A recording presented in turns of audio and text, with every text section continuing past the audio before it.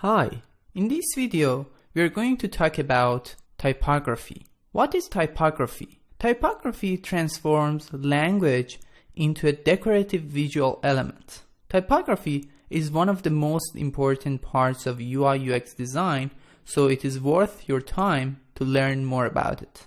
When you're designing an app or a website, limit the number of typefaces and sizes you use in order to keep your design simple. Start with 2 fonts at most, one for the headers and the other for the bodies. You can use free or paid fonts in your projects, but I highly recommend using free fonts.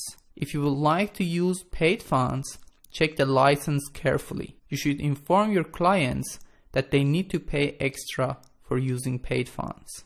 Now if you look at the right side of the screen, you can see that I classified the typography foundation for you.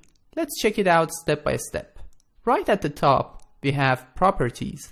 Every text line in any program has a baseline.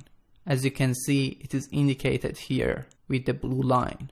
And also, it has the letter spacing that you can modify it in your design. Of course, there are more properties related to typography. However, for proceeding this course, it is enough to know these 2 properties. Now let's focus on letter spacing comparison. On the left, you can see we have the default spacing. But on the right, I modified the spacing of those letters.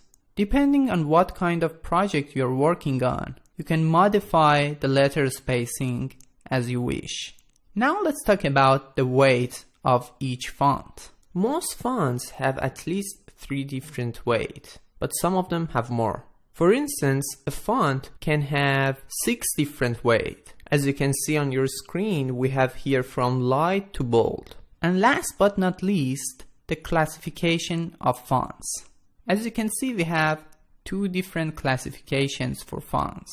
The serif, which is the left one in the picture, and the sans serif, which is the right one in the picture. So what is the difference? For sure you can distinguish between them, but let me explain to you in order to memorize the rule of serif and sans serif. Actually, serif fonts have some kind of flat line at the top of them and also the bottom of them. Or you can say they have feet.